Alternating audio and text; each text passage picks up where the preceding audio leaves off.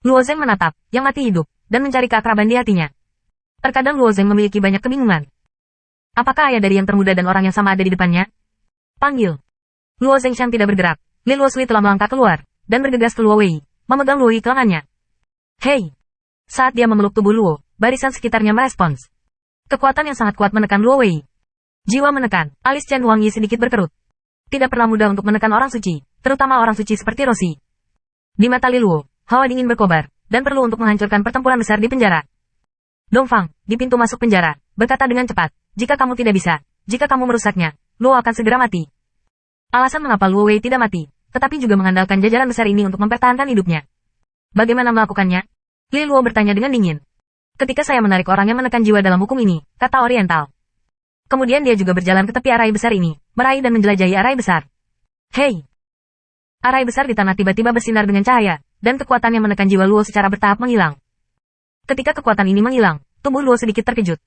Dalam beberapa saat, Luo Wei baru saja bangun, dan matanya masih memiliki warna yang bingung.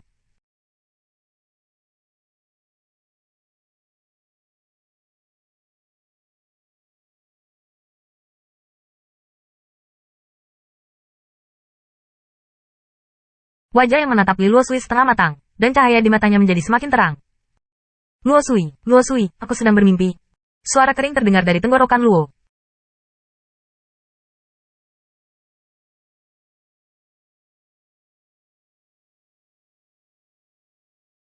Tubuhnya telah tertekan begitu lama, fungsi seluruh tubuhnya telah sangat terdegradasi, dan jiwa telah tertekan begitu lama, dan itu sangat membusuk.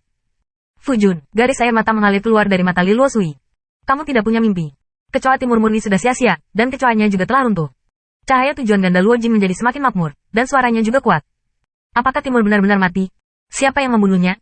Meskipun Li Luosui menangis, tetapi ujung mulutnya tersenyum lega. Dia menatap pintu penjara dan berkata, putramu, adalah putra kami. Hei! Luo Wei hampir kehabisan kekuatan terakhir yang tersimpan dalam tubuh, mendongak dan menatap pintu penjara. Dia sudah tidak aktif selama bertahun-tahun, dia mendongak dan tulang belakang membuat serangkaian suara abnormal. Hei! Pikiran Luo Zeng juga sangat menyenangkan. Ketika pertama kali melihat Luo Wei, dia merasa sangat aneh. Tidak mungkin untuk mengganti orang itu dengan lilin di depan ingatan ayahnya. Kesan yang pernah diberikan ayah padanya adalah vitalitas yang tak ada habisnya, pundak yang murah hati. Tetapi sekarang ketika dia melihat mata Luo, dia akhirnya tumpang tindih dengan ayahnya. Hei! Luo Zeng melangkah dan berlutut di depan Luo Wei. Luo Wei menatap putranya, dan wajahnya juga warna yang menyenangkan. Dia sedikit mengangguk dan berkata, setelah perpisahan kecil, kita harus, bukan pertama kali kita bertemu. Tidak, aku melihatmu di alam semesta Dayan, jawab Luo Zeng. Luo Wei menarik napas dan berkata, sangat bagus. Ketika Gubei memiliki proposal ini, saya masih ragu. Saya tidak berharap Anda melakukan lebih baik dan lebih baik daripada yang saya kira. Luo Wei, Gubei dan Yu Seng bersama-sama mengatur harapan ini, daripada berharap, lebih baik mengatakan bahwa itu tidak berdaya. Namun, pertunjukan Luo Zeng selanjutnya jauh melebihi harapan semua pihak.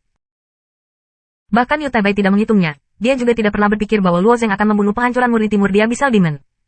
Luo Zeng memegang tangan kasar Luo dan wajahnya sangat bersemangat. Ayahku mengajar saya sejak kecil, dan bayinya tidak berani melupakan. Luo Wei menggelengkan kepalanya. Ini pahit bagimu. Jika kamu memiliki kondisi untuk ayahmu, kamu pasti akan membuat raksasa itu, sehingga kamu dapat membuat rasa malu bebas khawatir di pulau terapung.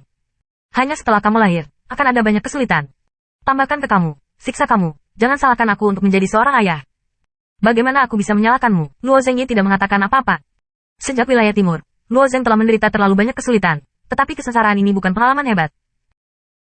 Dia seperti batu giok yang belum pernah dipukuli, dan dia telah mengalami dalam kesulitan itu, dan akhirnya berubah menjadi tajam dan menguntungkan pedang. Sebuah keluarga yang terdiri dari 3 orang berkumpul di sini dan bergumam bahwa mereka bertiga semuanya emosional. Setelah aroma, Luo Yan berkata, Luo Sui, bunuh aku.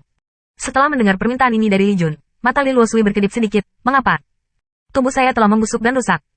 Sulit untuk diperbaiki. Lebih baik dilahirkan kembali di dunia. Tidak ada biaya apa-apa, dan dapat memulihkan kekuatan segera, kata Luo. Selain itu, ada juga memori jiwa di alam semesta. Luo Hao menemukan sedikit di alam semesta. Air Li Luo menjilat mulutnya, menunjukkan sedikit keraguan di matanya.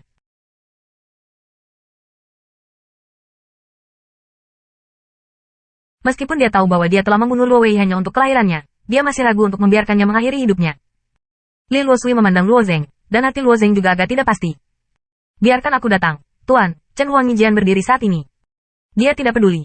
Dia tersenyum. Pada saat itu, saudara Taibai yang harus menyalahkan seorang guru. Luo Wei menatap Chen Huangyijian, dan memandang Hua Tianming yang tidak bisa melihat jarak. Dia tersenyum dan mengangguk. Orang-orang ini semuanya dipilih sendiri olehnya. Wajah-wajah ini akrab baginya. Chen Huangjian mengambil pedang dan mengeluarkan cahaya pedang. Cahaya pedang ini membentang dan menghancurkan pertempuran besar di penjara. Susunan besar yang rusak tidak bisa memasok kekuatan hidup Luozi, dan napas Luo dengan cepat menurun. Dan itu adalah jatuh yang damai. Li Luosui mengumpulkan tubuh Luo Wei di ruang sungi meskipun tubuh yang rusak mati. Itu bukan bajingan. Luo Yi yang asli akan dibangkitkan di alam semesta Dayan, tapi dia tidak akan membuangnya. Tidak masalah di sini.